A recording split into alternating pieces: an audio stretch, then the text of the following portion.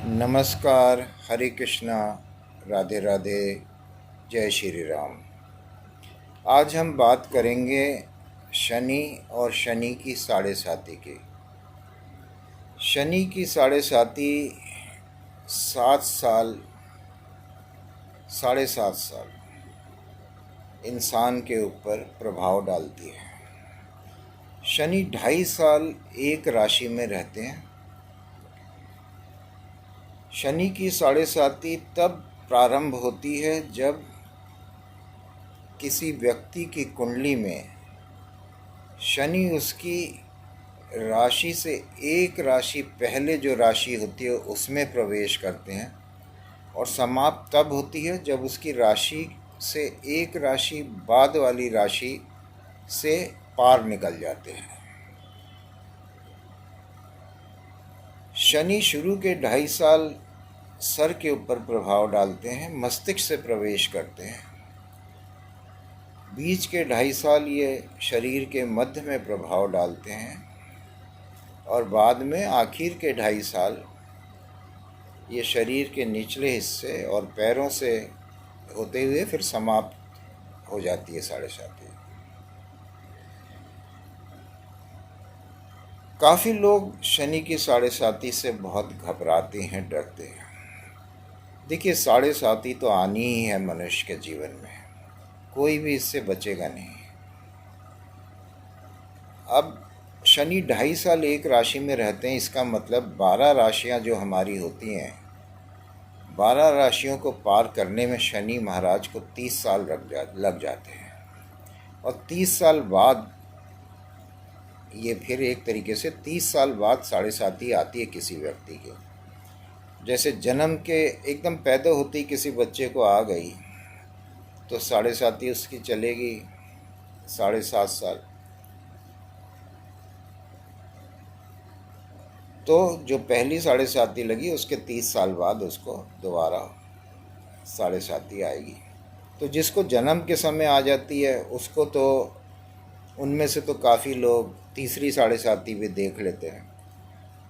नहीं तो जिनको मध्य में आती, मान लो 30 साल की आयु में आई, तो उसके बाद ऐसे तो फिर उन व्यक्ति को जिनकी आयु काफ़ी दीर्घ होती है उनको 3 साढ़े साती का सामना करना पड़ता है।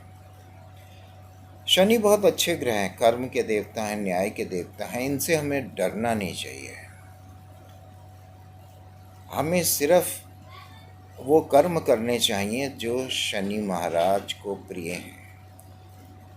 हमें शनि की साढ़े साती में गरीबों को दान पुण्य करना चाहिए, गरीबों की सेवा करनी चाहिए। जिस भी व्यक्ति की साढ़े साती हो या ना भी हो, तो शनि में जैसा मैंने कहा कर्म के देवता हैं, तो चाहे इंसान अमीर हो चाहे उतना अमीर ना हो, चाहे कोई फैक्ट्री मालिक हो चाहे कोई कर्मचारी हो, सबको शनिवार के दिन शनि मंदिर अवश्य जाना चाहिए, क्योंकि ये कर्म के देवता हैं। तो इंसान बिना कर्म के तो रह नहीं सकता, कर्म तो उसे करना ही है, जीवनोपार्जन के लिए भी कर्म करना है।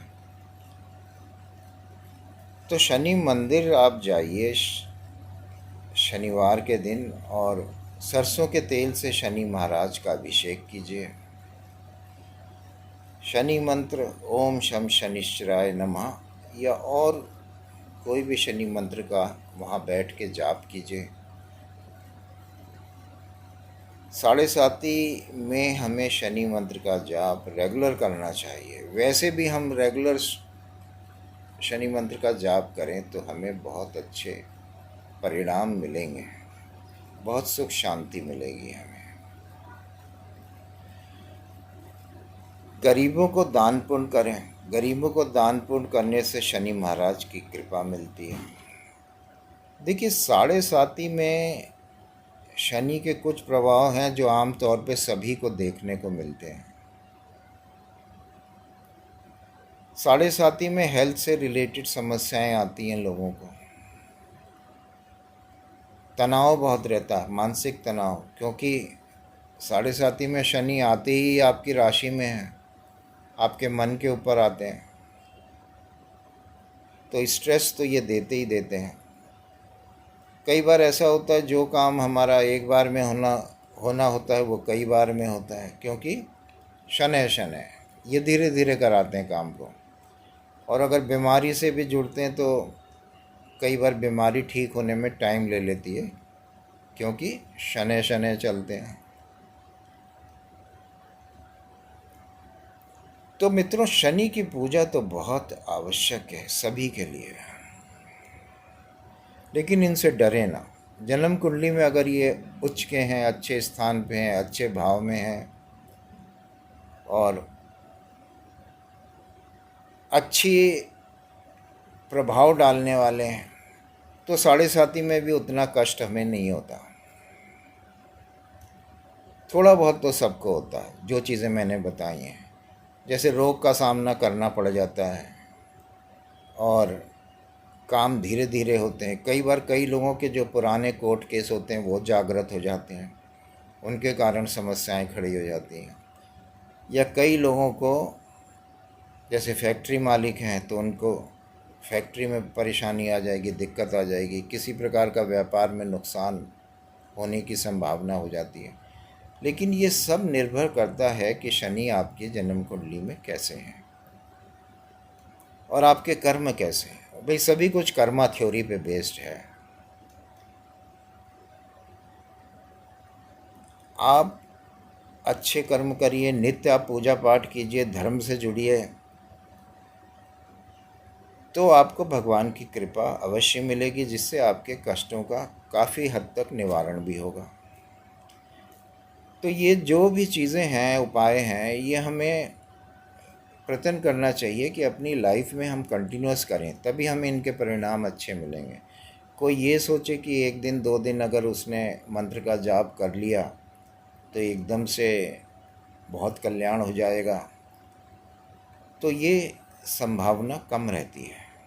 सच्चे दिल से ईश्वर को आप नित्य याद करते रहो, समय जैसा हो उस हिसाब से दो, भावना आपकी अच्छी होनी चाहिए।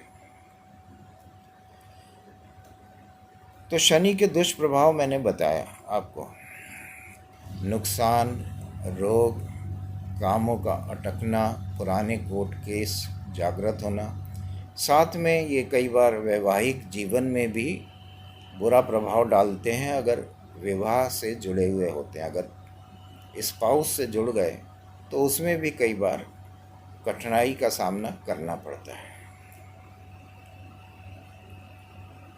और शनि की महादशा चलती है तब भी यही चीज़ें सामने आती हैं। उपाय सेम है जो मैंने बताया।